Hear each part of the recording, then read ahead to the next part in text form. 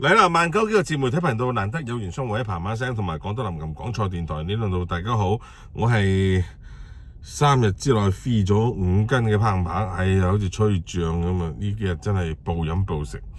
首先同大家講聲抱歉嘅就係每一次應承大家，我爭取你點更新，我以後都唔應承啦。次次講完咧，有排都唔更嘅，頂！咁呢個原因咧就係幸福加開心，想同大家分享下。今集同以前一樣，都係冇寫稿啦，都係講一啲自己呢排嘅感受。首先就多謝我哋啲自己友嘅支持啦，咁有一團真係19幾人啦，唔係講笑啦，咁嘅支持咗我哋電台好耐嘅自己友，咁喺香港就組團就過嚟大阪就飲食啦。咁其實一個最重要嘅環節就過嚟探我啦。咁多謝大家。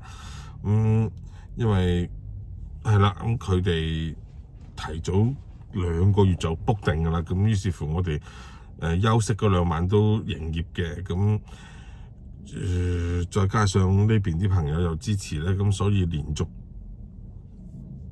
9晚定8晚唔記得咗啦，做到茫然啊！嗰人就除咗爆場之外咧，就仲要係唔按照我哋菜單，即係唔係食我哋普通嘅啲 set， 咁係純omakase嘅，咁就砌咗團友，跟住9晚嘅爆場。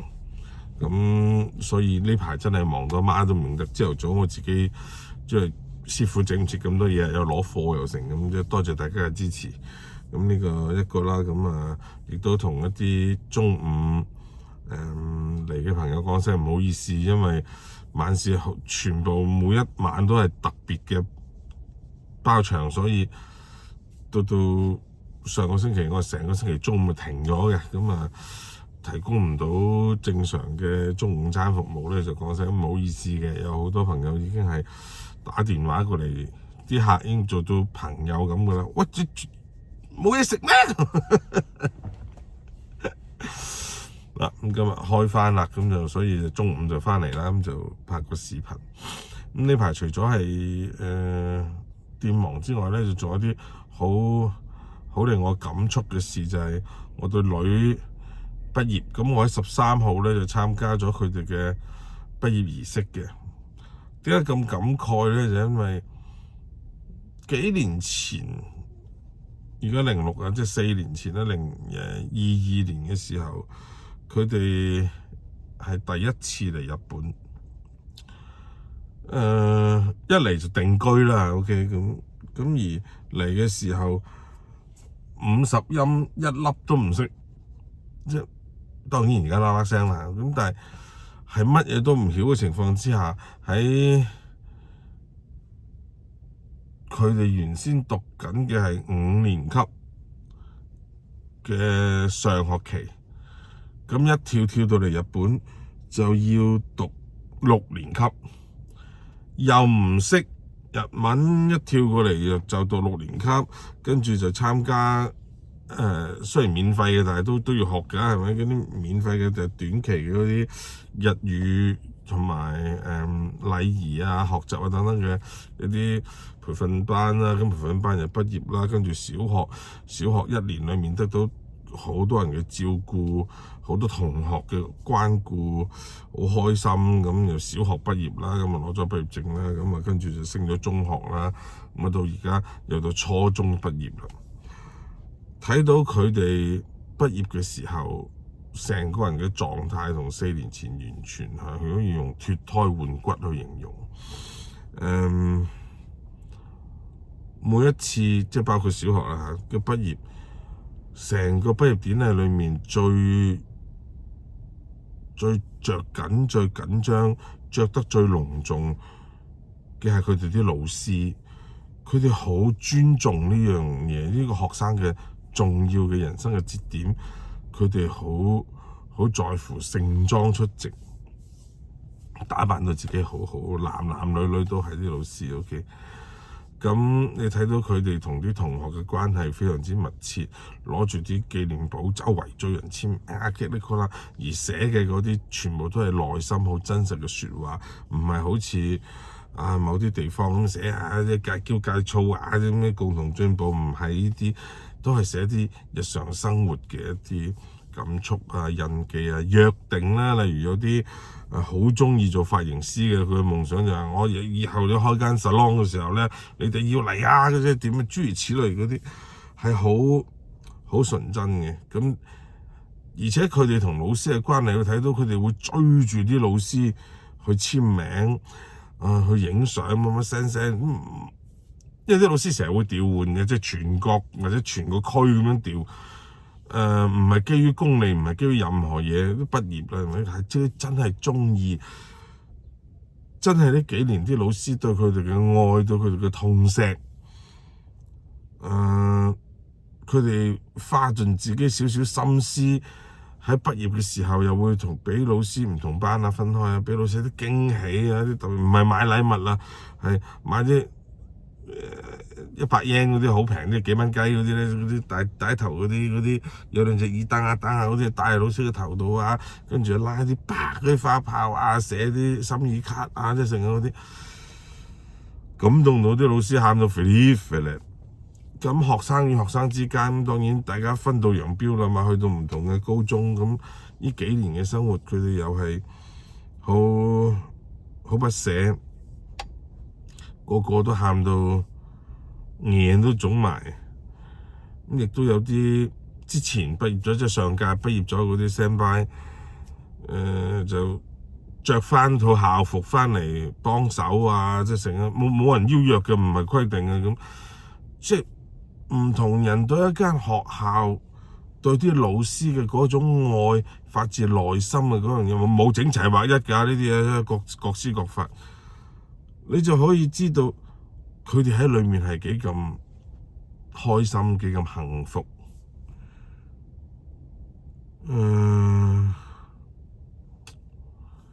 好大感觸，亦都好多謝呢度好多我啲女嗰啲同學佢哋嘅家長即係各方面對佢哋嘅照顧啦。雖然照顧雙方嘅，但係呢個係真嘅，即係保護啦、呵護可以講即係各種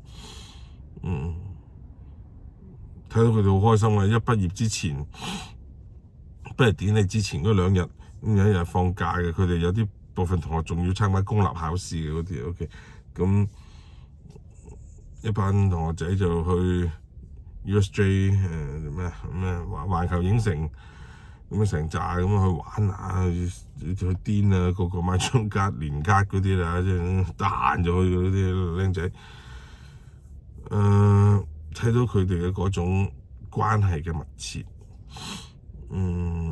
好開心，真係好開心。即係裡面有好多好細節嘅感動位，就唔喺度講啦，因為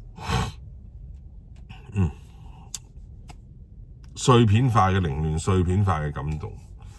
咁所以13號一整完之後，就即刻同啲女就去咗應邀多謝 Uncle David， 就去咗江山嘅一個非常之著名嘅即係好 top 嘅溫泉嘅溫泉酒店。而呢間溫泉酒店亦都係 Uncle David 喺度幫襯咗20幾年即係佢第一次嚟呢間係蔡瀾帶團去好高端嗰啲明星團同啲演藝明星同啲成嗰啲就去玩嘅。佢嗰陣時嚟到嘅個老闆娘當年咧就好似朱茵嘅，即係而家都好靚，氣質就堅持咗好多年家族生意嚟嘅。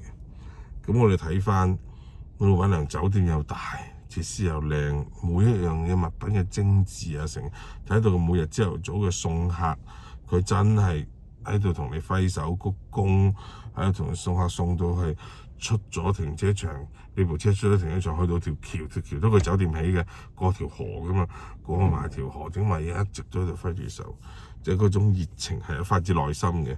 因為有同佢傾偈，我住咗2日，即係3日2晚啦。OK，食嘅嘢咧非常之豐富，就唔 show 啦。嗰啲，我覺得啱食嗰啲就已經係好表象嘅嘢。睇到佢每日好多好細節嘅工作，自己都依然落手落腳去做。夜晚因為人多，因為成日要幫手埋台收拾嘢啊 click clack 啊咁，你會睇到佢哋嘅價值觀係好尊重呢啲職人職業嘅，唔會話我做個老闆娘嗱，老老實實佢比絕大部分99%啦嘅客都絕對有錢，都多得多，係咪？但係佢依然都會自己落手落腳親力親為去做，而同某啲窮咗幾千年，突然間有2個錢刮下沙，就開始翹埋雙手啫。你要蹲起個老闆款嗰啲，完全唔係一回事。即係大家嘅價值觀唔同，尊重程度唔同。佢帶俾你嘅嗰種被尊重啦、安全感啦、細節啦，即係各方面咧係好溫暖嘅。即係搞到我阿媽就話：喂，唔係啦，咁夏天呢度玩水都應該好正嘅，咁樣出面條街好靚。咁不如我哋嚟呢度住個星期啦，咁貴啲啦，咁即係咁嘅，即係令你賓至如歸一個感覺。另外同老闆娘傾開偈，我哋翻江山嘅，OK，一個偏溫泉嘅偏山間裏面，真係好偏僻嘅，坐車去唔到，揸車先得。咁點解佢英文咁好？點解講英文咧？因為今次同我哋一齊去嘅就有一位世界級嘅頂尖嘅，即係上面數前幾有份嘅一個意大利嘅名廚。咁當然佢係意大利人啦，咁啊識講意大利話啦，咁識講英文啦。咁佢1973年定72年就嚟到香港啦。佢先嚟香港咧就學詠春嘅，所以佢師傅就葉問。我見到佢要叫師叔嘅，頂真係唔麻煩啊！即係唔係師伯啊，唔係師叔啊，係師伯係。咁佢而家喺巴厘島。佢嘅餐廳喺新加坡啊，其他地方都有。佢係被譽為係香港嘅或者整個亞洲嘅 Tiramisu 之父，因為就係佢喺1973年將提拉米蘇呢樣嘢，傳統嘅提拉米蘇啊，唔係而家口味，係傳統口味嘅提拉米蘇，係帶到去香港，即係一個咁嘅神廚啦嚇，即係做嘢好正。即係我哋食嘢食日本嗰啲蝦成嗰啲，佢整完都好食啲嘅。現場有乜嘢蝦，一個炭火，即係名廚。OK， 唔係講樣嘢。咁一齊去玩，一齊去食。咁佢同老闆娘咧，佢仲有佢前妻係日本人，所以阿名廚咧亦都識講少少日文。咁但係佢同老闆娘溝通咧就係講英文嘅。咁你諗下喺個山區裡面嘅一個溫泉酒店嘅一個老闆娘，啲英文好得咁緊要，原來係佢後生嗰陣時，會喺美國生活2個月，去做嘢去學嘢，就跟住咧就翻嚟2-3個月咧又會再去，結果咧就最後咧就揀咗夏威夷喺嗰度開咗自己嘅店，即係等等嗰啲嘢。然後佢同而家呢個先生嘅個小朋友。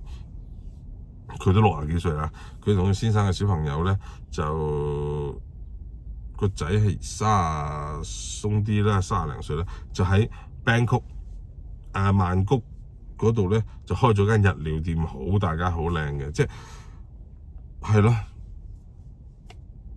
有錢嘅嘛，咁但係人哋真係都會落手落腳做。你會諗到都係山區。都唔好講遠啦。你話有幾個韶關山區嘅朋友，即係有機會咁樣去世界周圍遊走，即係呢啲咪就係嗰啲人話嗰啲失落嘅30年啦，係咪咁人哋失落到盡啦，都仲可以做咁多嘢。講開呢樣嘢咧，亦都會講啲朋友問，喂，聽講你哋嗰邊要限制供電喎，冇油喎，冇咩喎，即係呢個咧證實咗真係兩樣嘢，一信息繭房，我係完全呢啲信息我自己收唔到嘅，啲平台都唔會推送呢啲咁嘅弱智嘢俾我，即係佢知道得啖笑嘅。咁第二咧就係常識問題。如果仲有人問，哇！你日本咧油都冇得啊，全靠進口啊，又冇電又冇剩，咁我想話俾大家知，你哋有冇諗過？你哋收完呢個信息之後，有冇諗過佢嘅合理性咧？日本喺90年代初就已經係全世界最大嘅核能大國，如果唔係都冇福島事件咧。基本上我哋所有嘅電，基本上啊，因為除咗好極少，仲有用油或者係仲有用其他嘅碳石能源去發電嘅，即係煤啊，成個啲煤唔知仲有冇添嘛，即係極少噶啦，即係核電廠多到阿媽都唔認得嘅一個地方。你冇油咁關佢乜交嘅事咧？我又想知道。係咪？仲有你做乜要限居民生活用電咧？你知唔知有冇喺度生活過？點解呢個世界上會有預設啊？又係日本仔發明嘅預設呢個發明嘅，即係包括預設幾點鐘開冷氣 ，OK， 包括預設幾點鐘關冷氣，預設啲水溫，即係翻嚟沖涼浸水嗰缸水要自己開咗佢，水溫提到幾高，預設。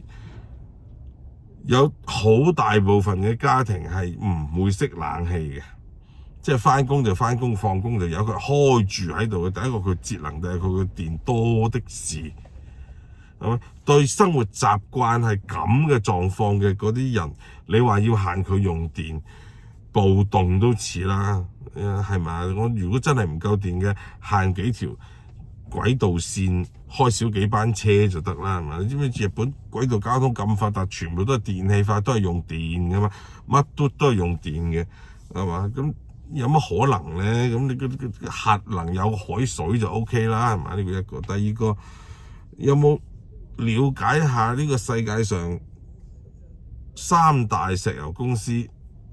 當然唔係強大嗰3間唔參加市場競爭嗰啲，唔係嗰啲啊，係世界知名嘅3大石油公司，有1.4間係屬於日本嘅。首先有1間係屬於日本嘅，排名第2定第3，唔記得咗啦。OK， 另外嗰間有40%嘅股份係屬於日本嘅，咁所以有1.4間啦。OK， 日本係唔生產石油，唔出產石油嘅原油，但係佢係成個亞洲最靚、最正、最快、最精準嘅加工國。咁我俾桶原油你都冇嘟用嘅，你要煉油先得。咁講到煉油技術，咁你估印度叻啊，定還是日本練得好咧？另外一針對國際油價一升咁，或者係 critical 嘢，日本政府嘅做法就係大家唔好驚啊，即係出面正，你哋管唔到又唔關你哋事，所以咧你唔使擔心啦。就政府啊將所有油價控制，成品油啊，唔係所有嘅，係一般成品油，即係類似我哋而家內地95、96咁上下嘅標準嘅呢個成品油咧，就即你話我唔係啊，我要賽車用油或者啲好高 level 嗰啲唔限價，因為你有錢就得啦嗰啲 OK。即係正常，我哋呢啲咁嘅用車嗰啲成品油控制喺幾多咧？控制喺汽油，唔係柴油啊！汽油控制喺170 yen，即係7蚊3毫半以內啊嘅銷售嘅。咁當然會有啲更平啦。咁好似我尋日加油係148 yen，即係6個幾。人仔差唔多啦，即係諸如此類啦。咁如果我另外嗰部車嗰部 Mini Cooper，我嗰部係加柴油嘅，嗰部係130幾 yen 啊，即係反正係啦，佢係控制咗個油價喺度啦，咁所以又唔係好出力。雖然你話咁又唔係國家嘅錢咁，但係係咧，咁作為一個弱雞嘅市民嚟講，咁我實用嘅你影響唔到我就 OK 啦，係嘛？咁嗰啲官員諗掂佢噶嘛，唔係納稅請佢做公務員托啊，係咪？咁佢搞掂噶啦，係咪？就係一個咁。雖然呢啲油廠啊、油站啊冚唪唥都係私人企業啊，但係政府同佢會協商，會補貼呢啲，我唔理佢呢啲，反正個情況就係咁。但係呢啲信息有幾多人會收得到咧？咁亦都收唔到嘅，係咪？咁同埋你會睇翻嗰啲所謂航線嘅增減。呢排櫻花季，哇！我一睇啲航線，係啊，佢係掠咗你好多航班啊，但係佢總嘅運費佢一啲都冇少到，即係航班少咗，係咪？即係運嘅人少咗，但係總嘅收入唔變，咁點可以做得到咧？票價高咧，頂啊！大佬話嚟探下我上網一睇9800廣州飛大阪，頂呢個費你唔乸係啩？你間咁嘅南航係咪？南方航空係咪？5800、8900，哇！紅眼航班諸如此類嗰啲。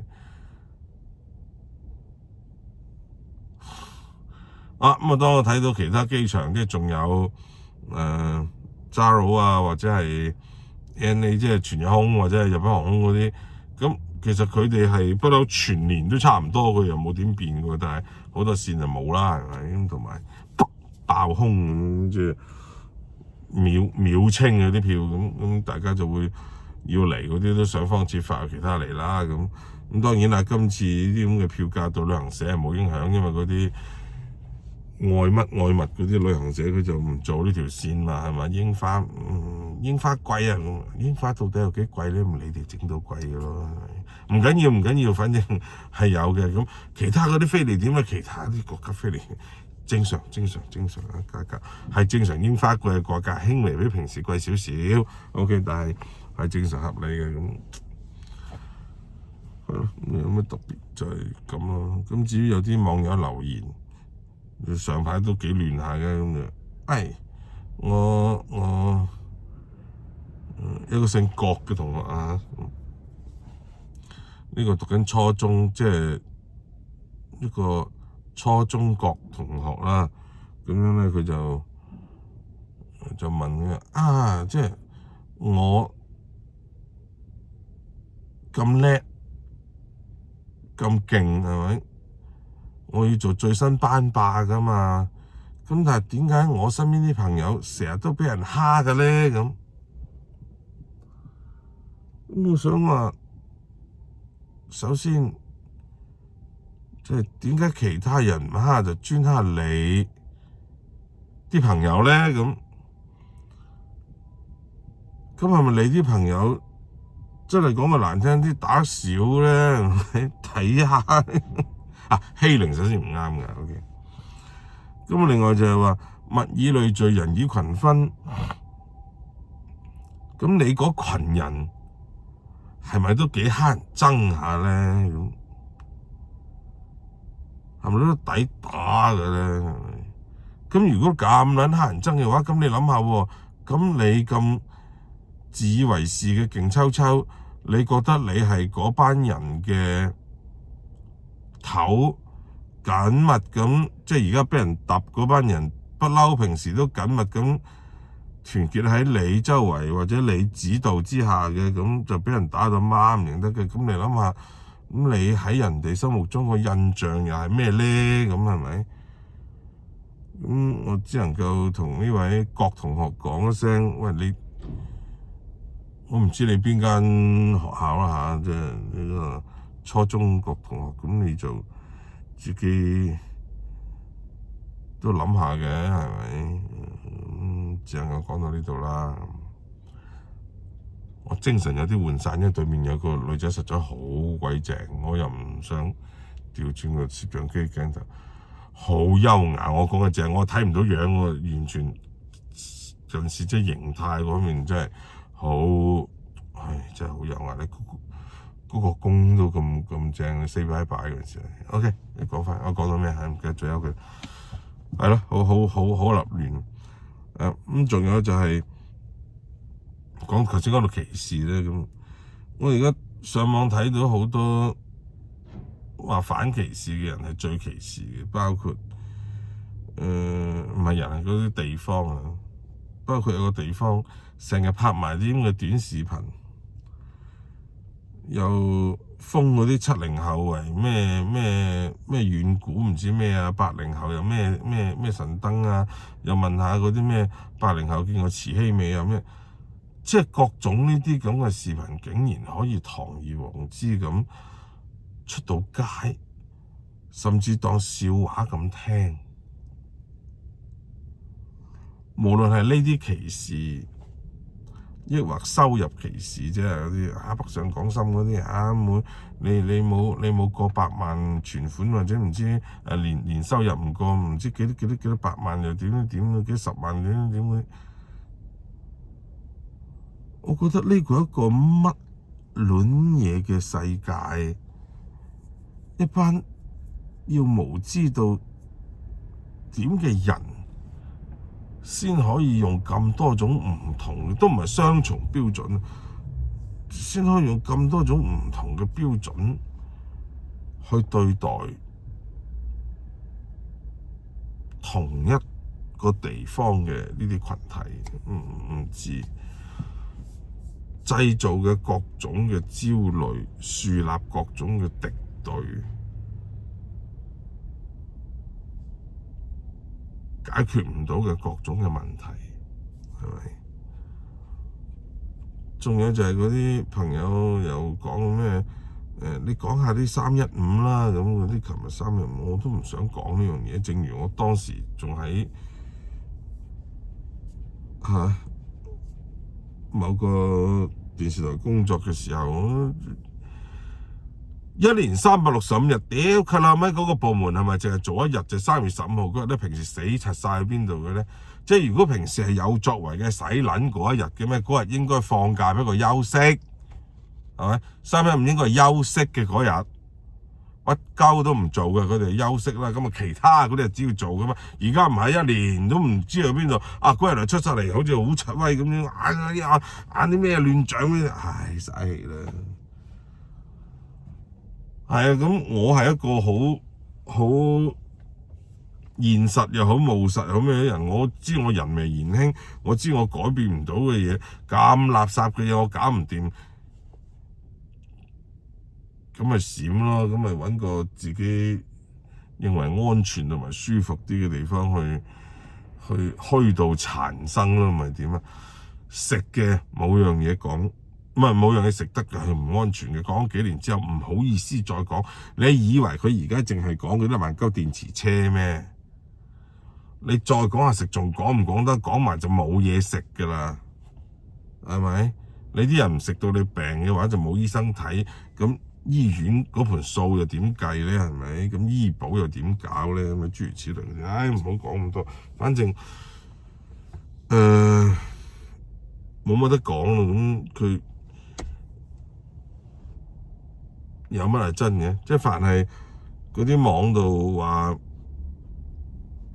係乜就用乜，即係嗰啲咁。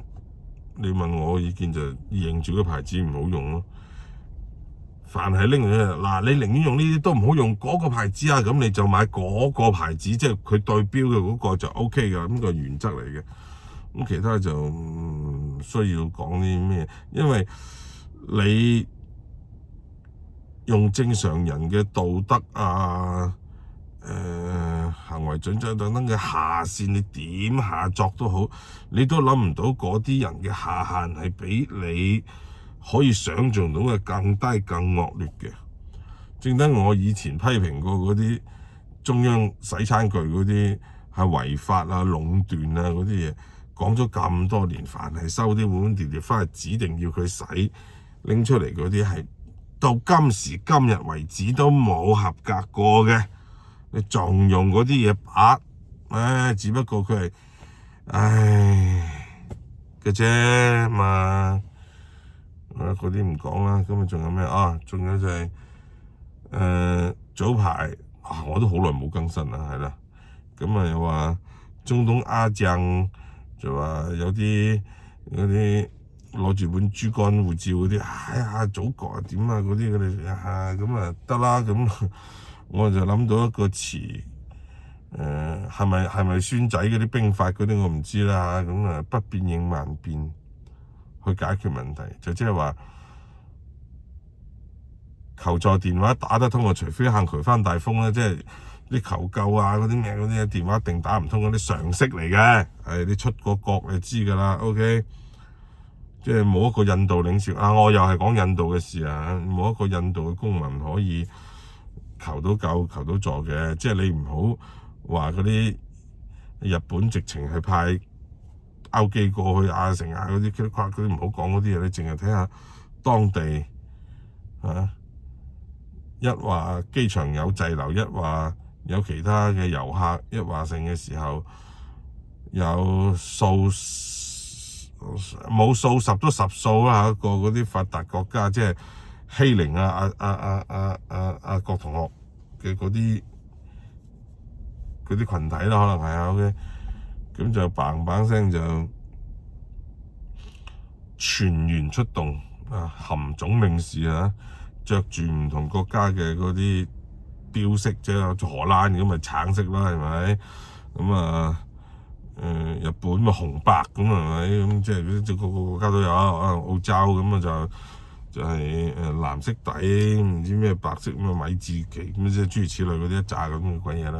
英國咁，全部着晒啲反光嗰啲背心仔，自己又唔夠，仲要請啲臨時工去機場去搜集自己嘅國民咧，過嚟，總收集晒一齊。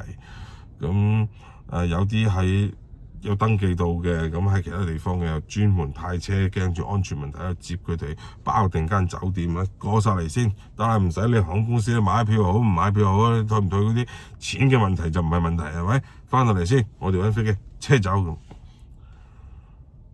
咁點叫不變應萬變咧？咁你印度咁先算啦。咁你成紮印度佬喺度自豪緊嘅時候，咁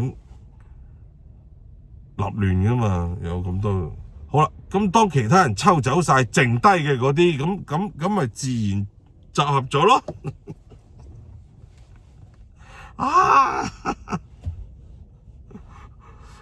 不變應萬變係嘛？有咩高級過唔使做就達到做咗嘅效果喺晒度。咁至於嗰啲走得喐嗰啲唔知幾多萬幾多成嗰啲天價嗰啲飛，你就算捨得買，你都冇渠道買到，即係諸如此類嗰啲就唔講啦。我唔在場，我唔知啦但係嗰啲背心仔嗰啲咁點解你又講咧？咁你在場咩？咁我唔在場，我個 friend 在場，曾經係我員工嚟嘅添。OK， 咁佢就真係喺嗰邊旅遊，咁但係佢其中一份職咧就係喺保稅，即唔係呢樣唔叫保稅，即係反正差唔多意思即係海關呢邊幫啲外國貨品，因為佢識三國嘅中文啦、英文啦、日文啦，咁係啦，簡體繁體都曉啦。咁即係佢識呢啲咧，咁佢就喺嗰度填單整嘢咁佢啱啱去嗰邊旅遊，佢第一時間就俾領事館揾到佢。咁佢亦都第一時間話我 OK 嘅，我哋呢兩個有啲職員，佢哋就孭埋個馬甲，就一齊去做呢啲嘢。咁所以我好清楚咯。OK，新聞有報㗎嘛，咁幾隻包機過去，砰砰點解2隻包機運咁多人啊？係咪好少人喺嗰度咧？咁原來唔係嘅，佢2隻包機，只不過嗰2部飛機係好熟嗰個機場，飛短途，喺周邊嘅機場有包機，佢就喺周邊飛過去中東接佢，放低飛翻過嚟，放低飛翻過嚟，螞蟻搬家搬走晒啲人。OK， 咁啊又一樣啦。咁啊仲有咩想講？冇咩，呢排就係純屬各種感動，純屬各種可笑啊！仲有嗰隻龍蝦，有啲朋友問我裝唔裝？再次喺度講聲啦，我唔係唔識電腦，我唔係唔識成，我係懶啫。OK，咁所以我知個原理，我手頭上要做嘅嘢。你知啦，我連寫稿都唔會揾 AI 啊！如果唔係就唔會咁立亂嘅，次次都講30幾分鐘，講得越短佢收看叫咩收視越唔係呢個叫咩啊？點擊數屌就越好噶嘛，係咪？咁我咦行行咁樣同大家真係好似閒聊傾偈，你又最好食飯嗰時聽嘅啫嘛。一定係唔係揾 AI 寫稿噶啦，我唔撚使佢做啦。咁平時啲嘢我唔需要佢做到呢樣嘢嘅，所以我係唔會開放權限嘅，何況嗰種嘅龍蝦係嘛？咁再同好多朋友講，即係如果你平時連初代少少嘅，包括我而家用緊手機用緊，我想我展示下先，包括ChatGPT Google 成日嗰陣嘢你都冇用開嘅，即係你用開唔係印度嗰啲咁嘅，都唔乸係智能嘅，嗰啲反智嘅嗰啲就難講啦。即係我朋友 send 咗段嗰啲咁嘅視頻俾我，佢問我如果一個機構就每個月收你幾多錢，收你幾多10年之後咧，就會俾翻幾多退休，俾翻幾多你咁樣，我參加呢個活動得唔得啊？佢嗰個字唔得㗎，乜信嘅咁，跟住呢個咧就原來我買嘅社保咁就可以信啦，即係諸如此類嗰啲即係內地嗰啲唔係印度嗰啲。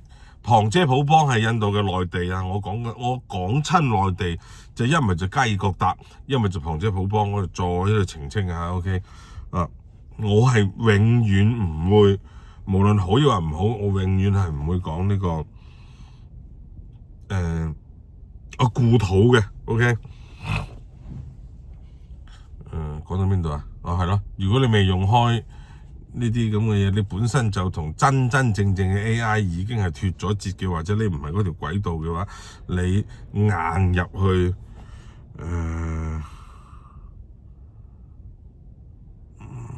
意義唔太大，我只咁講，好嘛？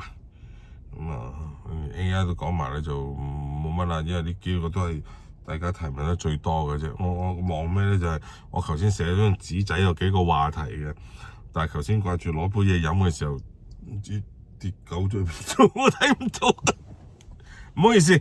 OK，咁成40分鐘啦，咦咁大家放倍速睇咪得咯，係咪？講到呢度啦，咁唔會約定大家幾時啊，反正就係一有時間就錄，一有時間就錄，好嘛？下期見，拜拜。